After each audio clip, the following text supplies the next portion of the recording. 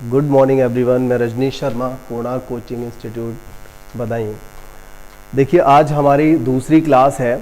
अनुपात समानुपात से संबंधित ये दूसरी क्लास है। और अनुपात समानुपात में आपने कल पिछली जो क्लास थी उसमें आपने बेसिक क्वेश्चंस को, स्टार्टिंग के क्वेश्चंस को पढ़ा था। आज भी बेसिक ही क्वेश्चंस हैं, बहुत बड़े क्वेश्चंस आज भी नहीं हैं, लेकिन यहाँ से हम स्टार्ट करें। जैसा कि मैंने आपको बताया था, ये बहुत बड़ी क्लास रहेगी, बड़ा चैप्टर रहेगा, तो इसमें कई क्लासेस होने की संभावना है, लेकिन बहुत अच्छे प्रश्न आएंगे। यहाँ पर देखिए, आय व्यय से संबंधित प्रश्नों का भी एक वीडियो बनेगा, और एक आपने क्वेश्चन कई बार पढ़ा होगा, एक डायमंड का, हीरे को तोड़ने वाला, उससे रिलेटेड भी एक स्पेशल वीडियो मैं यहाँ पर बनाऊँगा, और बहुत ही अच्छा मेथड आपको बताया जाएगा। तो यहाँ पर देखते हैं हम आज का पहला प्रश्न। और अगर आप हमारे चैनल पर नए हैं तो चैनल को सब्सक्राइब करिए और बेल आइकन को भी दबाइए। अगर वीडियो ठीक लगती है तो लास्ट में जाके एक बार लाइक भी करते हुए जाइए और अपने दोस्तों को भी शेयर करिए। हमारा पहला प्रश्न आज का जो है, 128 तथा 8 इन दोनों का मध्यानुपाती पूछा गया है। और देखिए, यहाँ पर मध्यानुपाती होता क्या है। मध्यानुपाती निकालने के लिए हमें क्या करना है, देखिए, दोनों संख्याओं के गुणनफल का वर्गमूल, दोनों संख्याएं हमने ये x बाई मान ली, 128 और 8, और इन दोनों के गुणनफल का जो वर्गमूल निकाला जाएगा वही किसके बराबर होगा, मध्यानुपाती के बराबर होगा। तो देखिए, इनका गुणनफल 128 गुणा 8 लिख लिया, और इसके बाद हम इसका वर्गमूल निकालेंगे तो हमारा फाइनल आंसर यहाँ से आ जाएगा। तो देखिए, फिर हम इसको कैसे करते हैं। देखिए, जनरली लोग क्या करते हैं, इसमें 8 से मल्टीप्लाई करेंगे, 8 अट्ठे 64 का 4 हासिल का 6। लेकिन मैं आपको कहूँगा कि आप इस तरीके से मत करिए, बिल्कुल मत करिए, बल्कि इसके फैक्टर करिए। आप 128 को अगर आपको समझ में आ रहा है तो आप 64 गुणा 2 इसको आप तोड़ सकते हो, या ज़रूरी नहीं है कि आप 64 गुणा 2 तोड़ो, आपको जो भी समझ में आ जाए, लेकिन उसका फैक्टर करिए। आपको मल्टीप्लाई करने से कोई फ़ायदा नहीं होगा। 64 गुणा 2 लिखिए और इसको देखिए 2 गुणा 4 लिख लीजिए। तो देखो ये कितना सिंपल हो जाएगा। 64 बाहर आएगा 8, ये देखिए यहाँ से 2 गुणा 2 बाहर आएगा 2, और ये 4 से बाहर आएगा 2।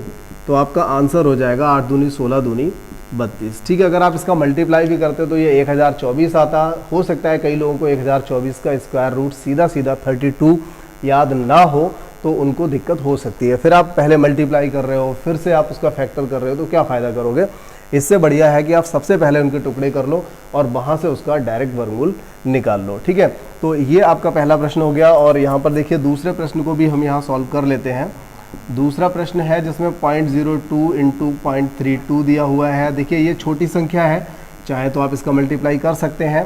32 गुणा 2 कितना हुआ, 64 हो जाएगा, और 1 2 2 2 4, 4 के बाद दशमलव आएगा, तो इसका मतलब ये हुआ 0.00 64 आएगा, यहाँ पर 6 4 आएगा, और 64 को जब बाहर लाएंगे तो कितना आएगा, 64 को जब बाहर लाएंगे तो 8 आएगा, लेकिन 4 के बाद दशमलव है, तो जब वर्गमूल लेते हैं तो क्या होता है, 2 के बाद रह जाता है।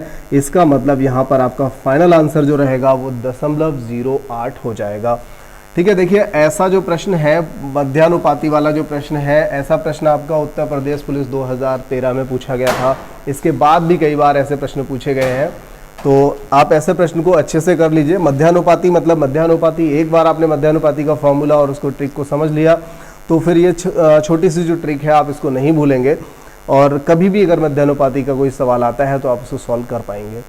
ठीक है, तो देखिए, अगला प्रश्न है यहाँ पर 18 और 12 का तृतीयानुपाती पूछा है। ये भी बेहद इम्पॉर्टेंट प्रश्न है, पूछा जा सकता है, बहुत ही सिंपल होता है। और देखिए, कंपटीशन में तो छोटा हो या बड़ा, नंबर सबका बराबर होता है, इसलिए हर प्रश्न की वैल्यू ज़्यादा है यहाँ पर, और छोटे प्रश्नों की तो और भी ज़्यादा होनी चाहिए, क्योंकि ये तो पलक झपकते ही इन सवालों का आप कर सकते हैं, बहुत आसानी से, चुटकियों में आप कर सकते हो। बहुत बड़े प्रश्न में समय लग जाता है, तो छोटे प्रश्न को कम से कम बिल्कुल भी गलत ना करें। एक बार के लिए बड़ा प्रश्न, एक बार के लिए अगर 40 प्रश्न आते हैं, उनमें से एक आपसे 2-3 बड़े प्रश्न गलत हो जाते हैं या छूट जाते हैं, तो उन पे पछतावा नहीं होता, लेकिन ऐसे प्रश्नों पे पछतावा होता है अगर आप 1-2 नंबर से कभी रह जाते हैं फाइनल सिलेक्शन वाली लिस्ट में आने से। तो फिलहाल आपको सभी प्रश्नों को बहुत अच्छे से करना है, कोशिश करनी है कि आपका जो मार्किंग रहे वो 100% रहे।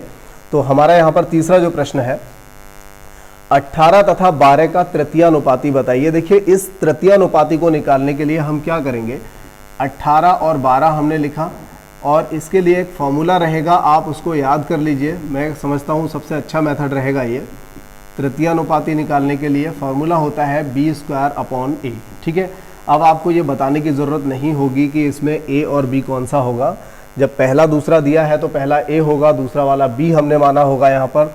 तो v² a यानी कि 12 का स्क्वायर 144 हो गया, और a की जगह आप क्या लगाएंगे 18 लगाएंगे। 18 से इसको काट दीजिए तो 18 अट्ठे 144 हो जाएगा। मतलब आपका आंसर यहाँ पर निकल आएगा 8, यानी कि 18 और 12 का जो तृतीय अनुपात हमें निकालना है वो 8 आएगा।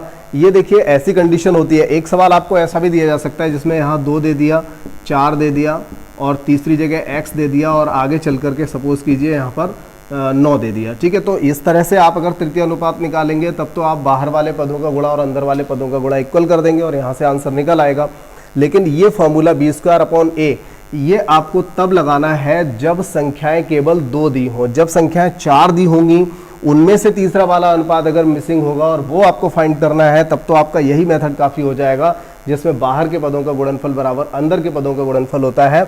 लेकिन जब सिर्फ 2 संख्याएं दी होंगी, और देखिए ये सवाल सिर्फ इसी फॉर्म में ज़्यादा पूछा जाता है, अदरवाइज तो चौथा वाला अनुपात पूछा जाता है। इस तरह का जब दिया जाएगा तो चौथा अनुपात पूछा जाता है, लेकिन जब तृतीय अनुपात पूछा जाता है तो 99% केसेस में इसी पैटर्न पे सवाल दिया जाता है, जिसमें 2 संख्याएं दे रखी होती हैं।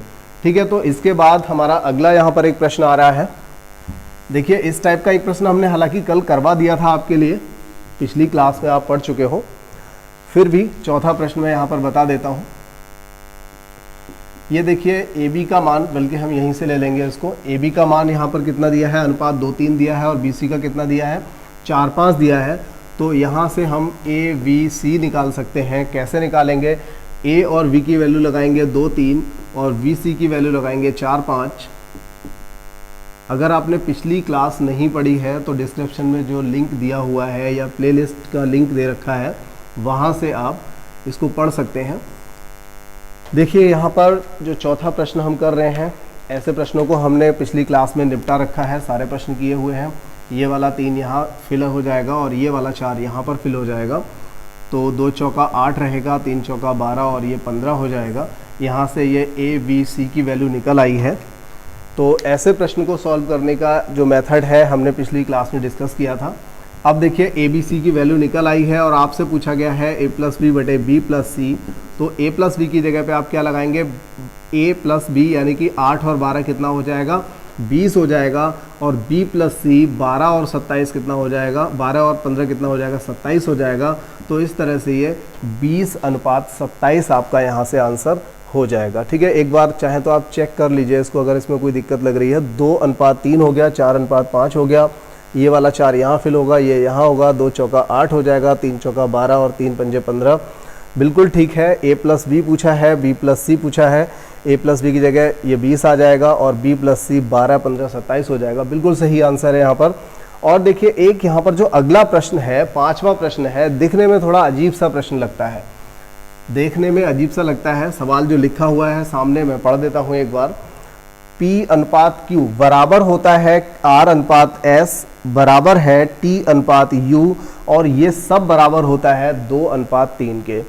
देखिए यहाँ पर इन्होंने एक बार में बता दिया है कि PQ का अनुपात भी कितना है, 2:3, और RS का अनुपात कितना है, 2:3, और TU का अनुपात कितना है, 2:3। ठीक है, और देखिए मैं आपको एक बात बता दूं, अभी तक हमने आधा ही सवाल पढ़ा है और आंसर भी कितना होगा, 2:3।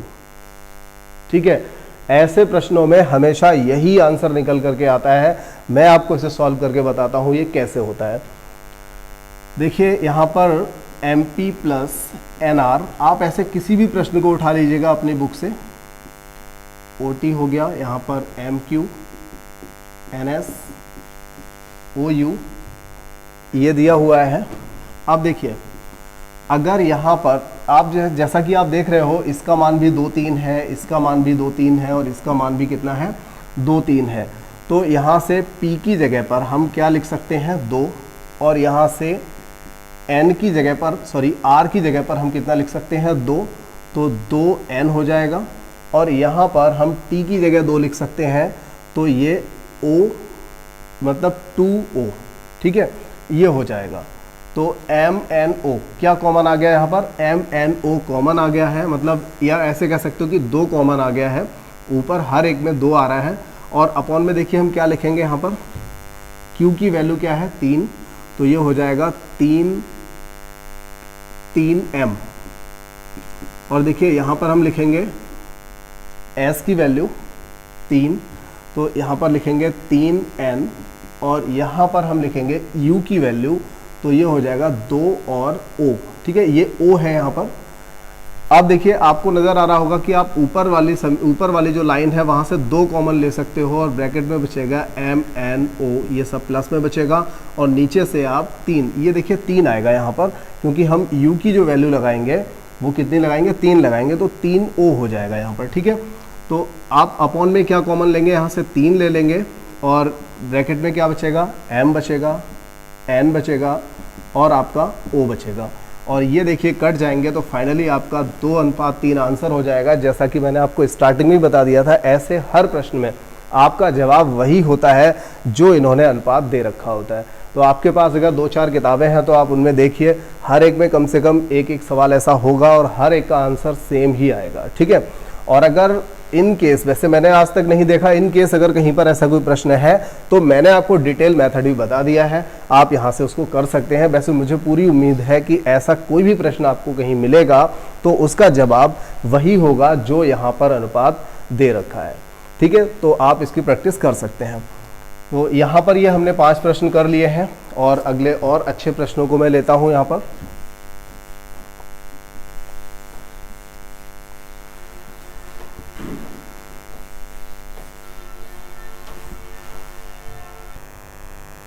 छठा प्रश्न आपका यहाँ पर है, 900 रुपए को ABC में इस प्रकार बांटना है कि AB का अनुपात 5:2 हो और BC का अनुपात 7:13 हो। ठीक है, तो यहाँ से A का मान पूछा गया है, तो आप यहाँ पर क्या करेंगे, देखिए 900 दिया हुआ है। सबसे पहले तो आप ABC का अनुपात निकालने की कोशिश करिए, जो कि आपको आता है, बहुत ही सिंपल मेथड आपको पता है। आप इस तरह से निकाल सकते हो, AB की जगह 5:2 लगा करके, BC की जगह 7:13 लगा करके, यहाँ से ये 2 इधर आ जाएगा, 7×5 = 35 हो जाएगा। 1 मिनट थोड़ा सा ये चेक करना पड़ेगा, मुझे लगता है 900 को ये सही से डिवाइड नहीं करेगा। चेक कर लेते हैं, अभी करेक्शन हो जाएगा, अगर कोई दिक्कत है तो कोई ऐसी समस्या नहीं आएगी।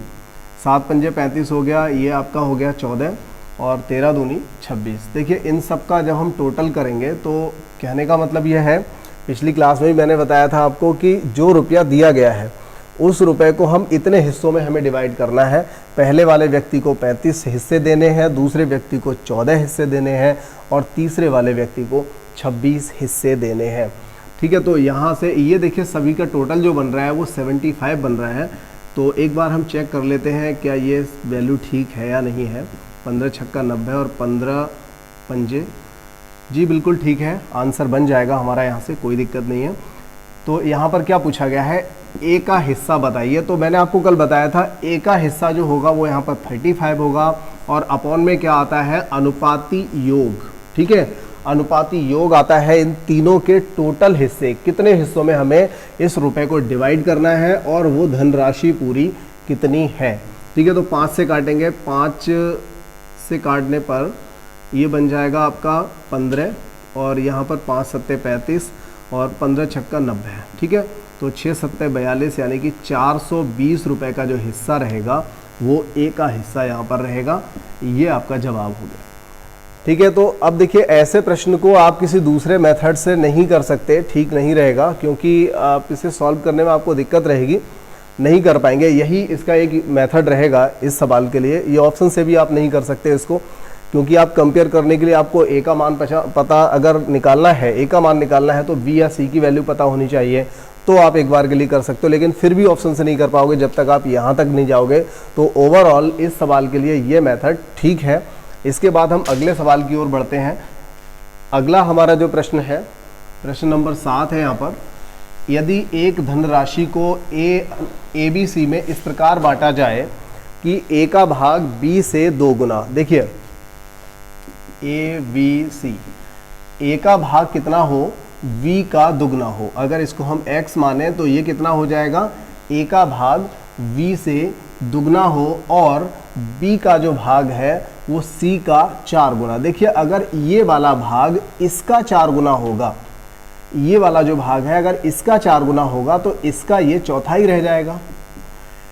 देखिए ऐसे प्रश्न को थ्योरी से बनाने में स्टूडेंट्स को दिक्कत आती है। वो सोचते हैं कि हमें ये कैसे पता चलेगा कि हम b से ही शुरुआत करें, हम b को ही x माने, ऐसी दिक्कतें आती हैं। लेकिन ये कोई प्रॉब्लम नहीं है, ये आप सिर्फ डरते हैं करने में, आपको लगता है कि पता नहीं ये b से ही क्यों स्टार्ट हो रहा है, तो ऐसा बिल्कुल भी नहीं है कि ये b से स्टार्ट हो रहा है। देखिए मैं आपको यहाँ पर इस सवाल को 3 तरीके से, a को x मान के, b को x मान के और c को x मान के, तीनों तरीके से करके अभी दिखा देता हूँ।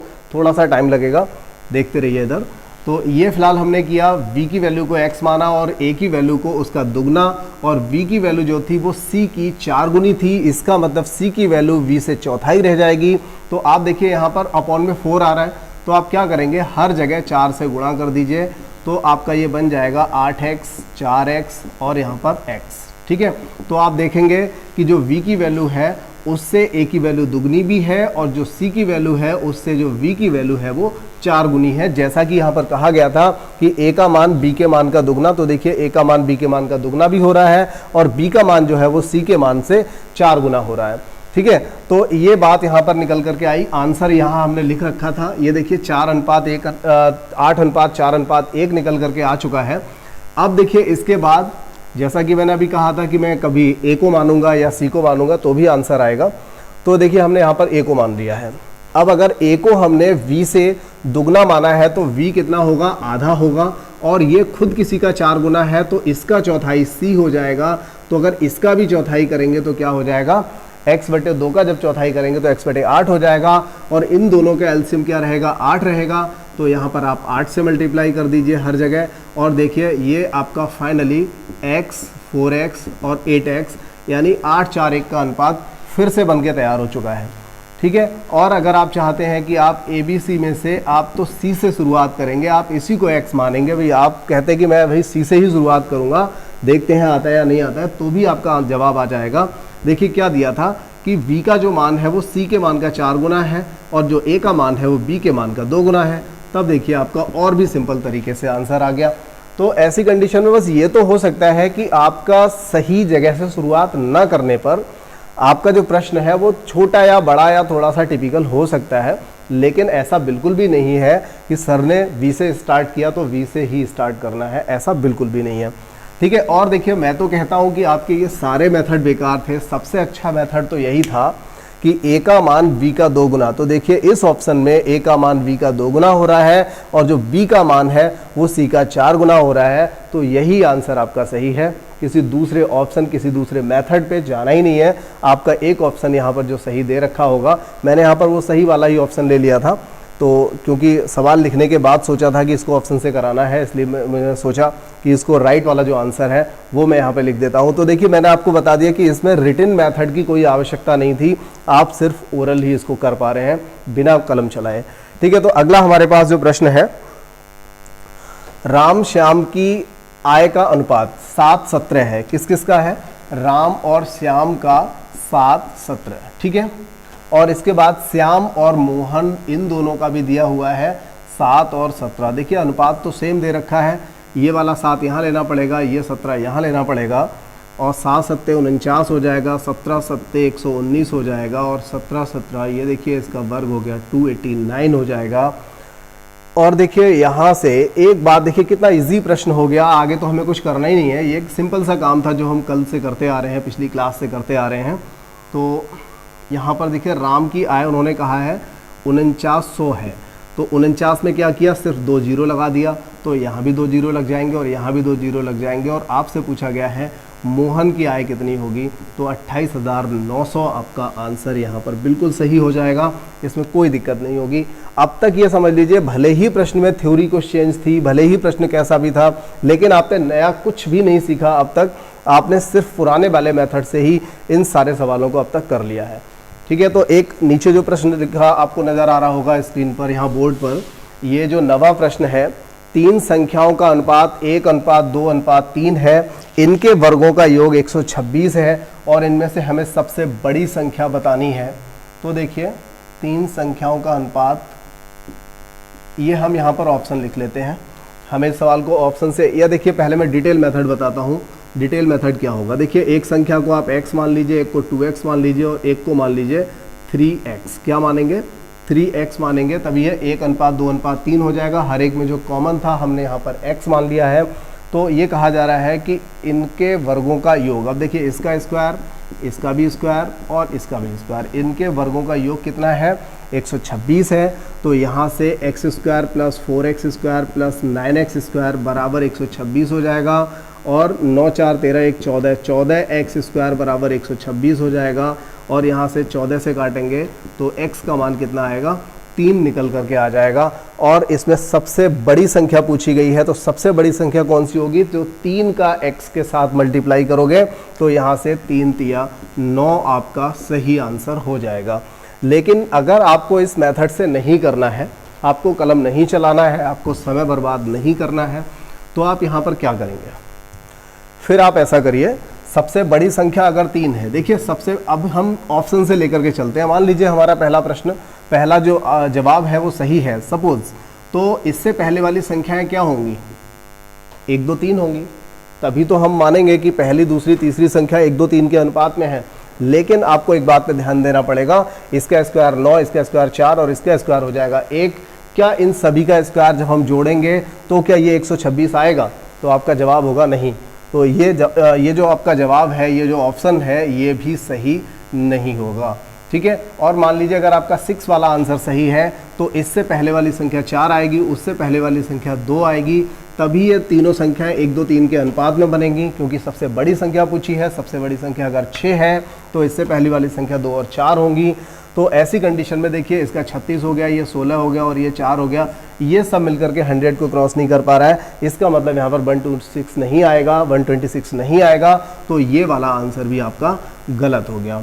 इसके बाद देखिए अगर मान लीजिए कि 9 आंसर सही है तो आपकी संख्याएं होंगी वो 3 6 और 9, क्योंकि 1 2 3 के अनुपात में इनको होना पड़ेगा। और इनका अगर हम वर्ग करते हैं तो 3 का वर्ग 9, 6 का 36 और 9 का 81, इन सबको अगर जोड़ेंगे तो ये जो है 126 ज़रूर बन जाएगा। इसका मतलब आपकी दूसरी जो संख्या है वो 9 होगी। तो यहाँ पर देखिए आपने कलम नहीं चलाया, क्योंकि छोटे छोटे वर्ग थे, इनको तो आप याद रख ही सकते हो, इनको आप इजीली ओरली बता सकते हो। तो आपने इस सवाल को भी लगभग बिना कलम चलाए कर लिया है, ठीक है। तो इसके बाद देखिए हम और अगले प्रश्न, यहाँ पर कुछ प्रश्न ले लेते हैं आज की क्लास के लिए।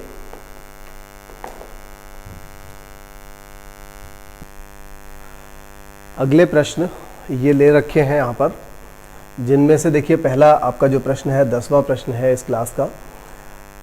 1:2:3:4 के अनुपात में 4 संख्याएं हैं, ठीक है।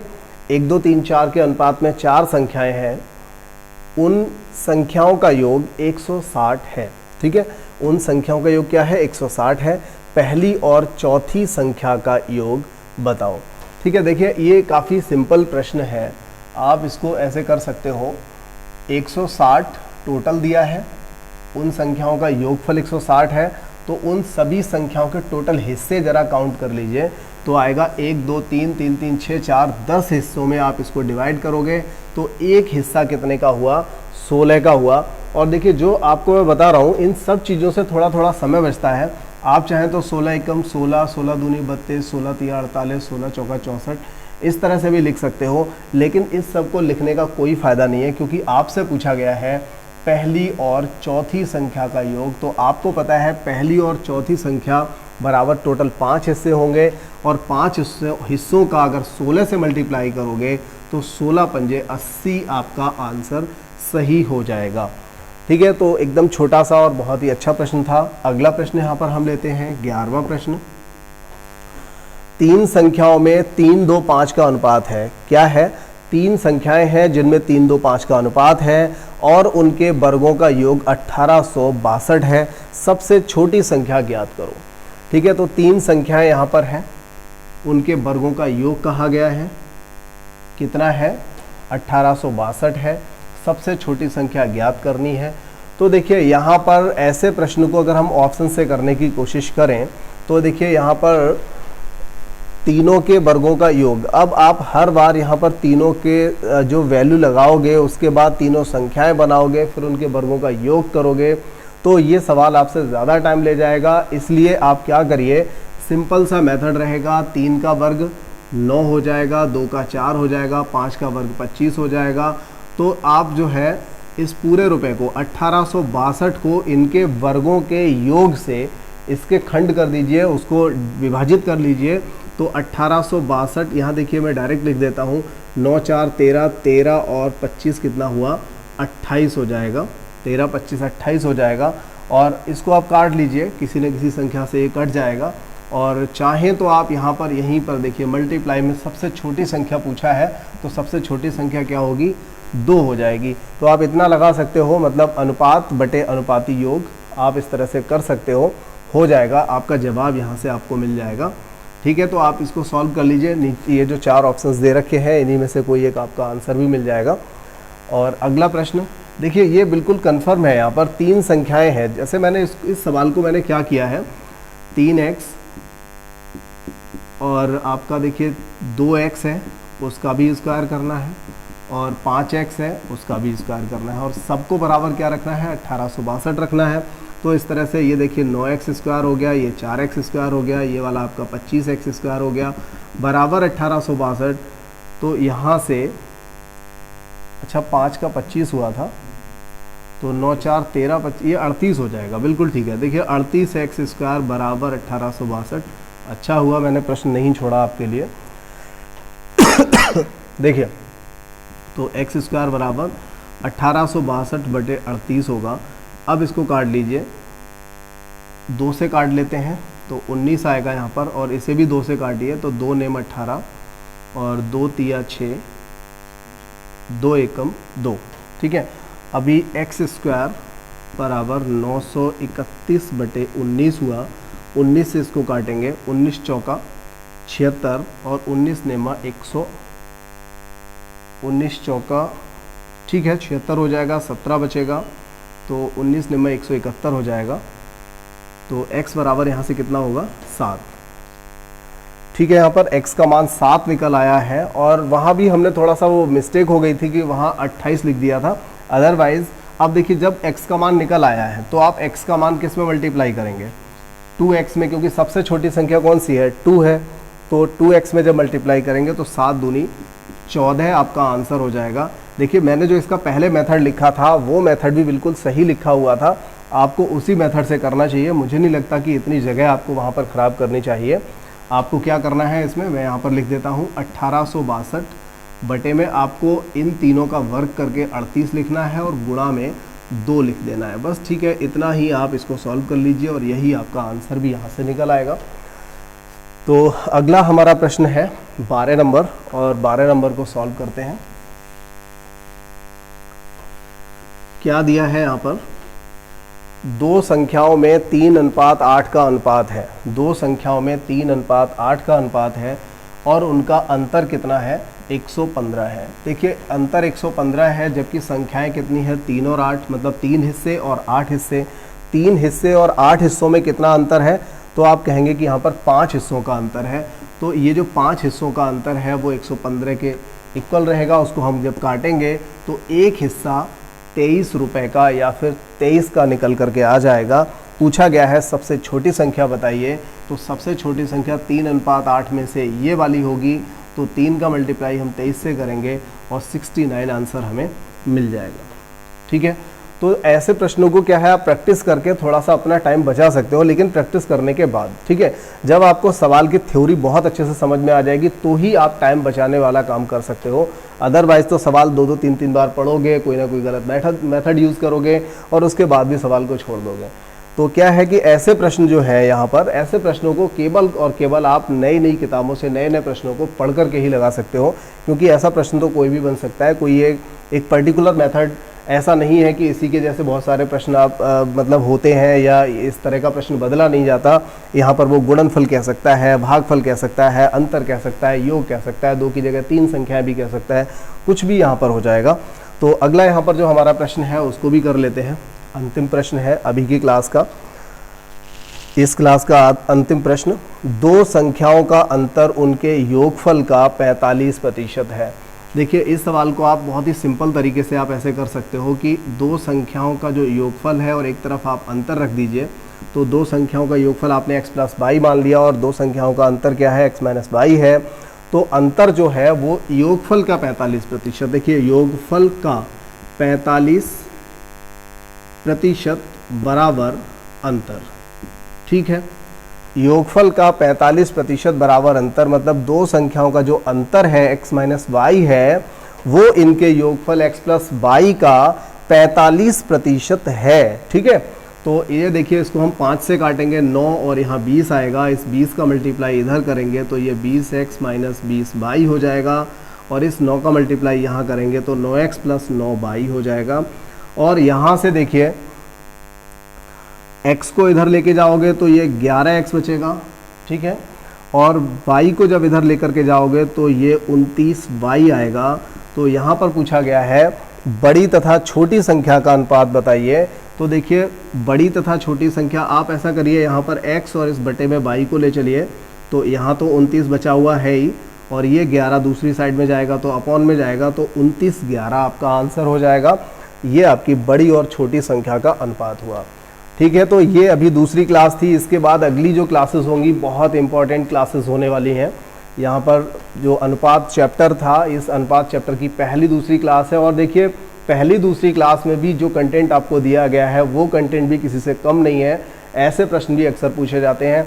इन दो छोटी छोटी क्लासेस से भी आपको इतने प्रश्न मिल चुके हैं कि हर हालत में कोई भी पेपर आप उठा के देख लीजिए, किसी भी लेवल का पेपर आप एक ग्रुप डी से लेकर के एक पीसीएस तक का पेपर उठा के देख लीजिए, डेफिनेट आपको इनमें से कोई ना कोई एक प्रश्न तो ज़रूर मिला होगा, ठीक है। तो आप इसकी तैयारी करते रहिए और अगली क्लास का इंतजार करिए। धन्यवाद।